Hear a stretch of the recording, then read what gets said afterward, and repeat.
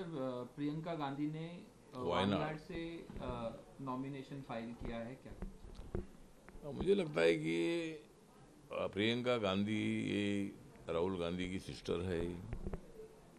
Gandhi family से उनका गहरा संबंध, मतलब उसी फैमिली की वो आती है।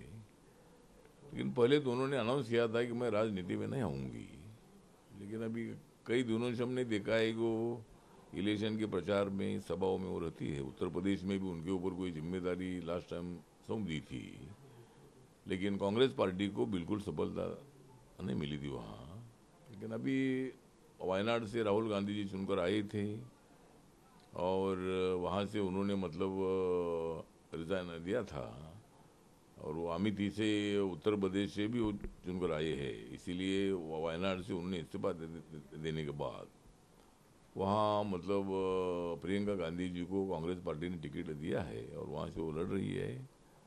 मुझे लगता है कि उन्होंने राजनीति में नहीं आना चाहिए था, लेकिन ठीक बात है, अगर वो आई है तो उनका स्वागत है। जिनको राजनीति में आना है उनको आने का पूरा अधिकार है। चुनाव लड़ने का भी अधिकार है, तो चुनाव वो लड़ सकती है। लेकिन हमारी वहाँ कोशिश ये है कि वहाँ एनडीए का कैंडिडेट चुनकर आना चाहिए। वहाँ बीजेपी का जो उम्मीदवार है उनको मतलब अच्छा वोट कैसा मिलेगा।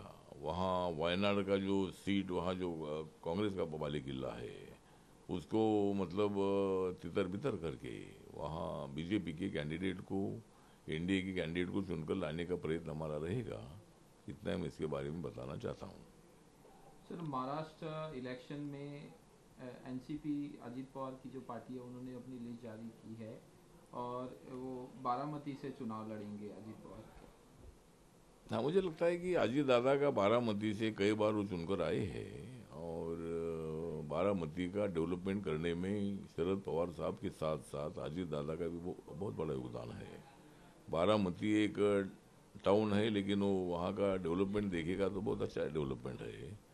उसमें अजीत दादा का भी बहुत बड़ा योगदान है। इसीलिए अजीत दादा ने बारामती से लड़ना चाहिए था। बीच में कुछ चर्चाएं ऐसी आ रही थी कि भाई अजीत दादा वहाँ से नहीं लड़ेंगे, लेकिन अजीत दादा वहाँ से बारामती से लड़ेंगे, और बहुत ही अच्छे वोटों से वहाँ वो चुनकर आएंगे।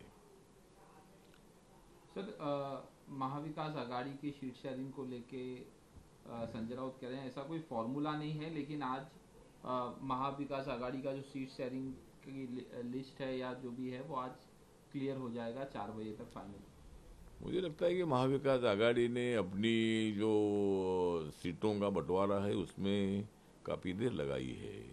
एक तो कांग्रेस पार्टी और माननीय उद्धव ठाकरे जी की शिवसेना, ये दोनों में बहुत बड़ा संघर्ष चलता रहा। विदर्भ की सीटों पर दोनों ने काफ़ी डिमांड करने का काम किया, और कांग्रेस पार्टी का कहना यह है कि 13 सीट सबसे ज़्यादा जीतकर नंबर 1 की पार्टी कांग्रेस पार्टी है।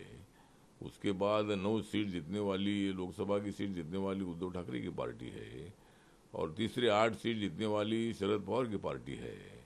लेकिन सबसे इलेक्टिव जो रेट है सबसे ज़्यादा शरद पवार के पार्टी का नज़र आता है।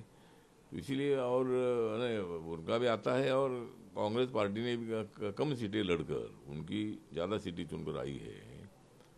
तो इनका विवाद अभी कब खत्म होगा मालूम नहीं है, लेकिन मुझे लगता है कि आज तक उनका विवाद खत्म हो सकता है, ऐसा हमें उम्मीद है। और हम उनका सामना करने के लिए तैयार हैं। और उन्होंने सीटों का बंटवारा ठीक ढंग से उन्होंने अभी किया होगा, लेकिन हमारी महायुति जो है ये ताकत से उनका मुकाबला करने के लिए तैयार है। और मेरी पार्टी जो है, मेरे पार्टी को अभी तो कोई सीटें डिक्लेयर नहीं हुई है।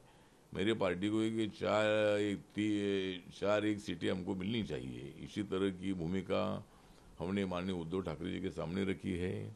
अभी अभी माननीय चंद्रकांत बावल जी से मेरी बात हुई है, और उनको हमने बताया है कि बीड जिले में केज एक सीट रिजर्व सीट है, दूसरी यवतमाल जिले में उमरखेड़ एक सीट है, तीसरी सीट है पुणे में के कैंटोनमेंट सीट है, और पिंपरी सीट है। दोनों में से एक सीट हमको मिलनी चाहिए। और मुंबई की चेंबूर और धारावी, ये दोनों में से एक सीट हमको मिलनी चाहिए। तो इसी तरह 4 सीटों का हमने आग्रह किया है, क्योंकि रिपब्लिकन पार्टी का पूरा रिकॉर्ड का कोरा रखना ठीक नहीं है। रिपब्लिकन पार्टी ने बहुत बार सेक्रीफाइस भी किया है। लोकसभा में हमने 2 सीट मांगी थी, लेकिन हमको एक भी सीट नहीं मिली थी। उसके बावजूद भी रिपब्लिकन पार्टी अपनी ताकत से महायुति के साथ रही। अभी भी मतलब तीनों बड़े मित्र एक साथ आए हैं, लेकिन छोटे मित्र की तरफ भी थोड़ा ध्यान देने की आवश्यकता है।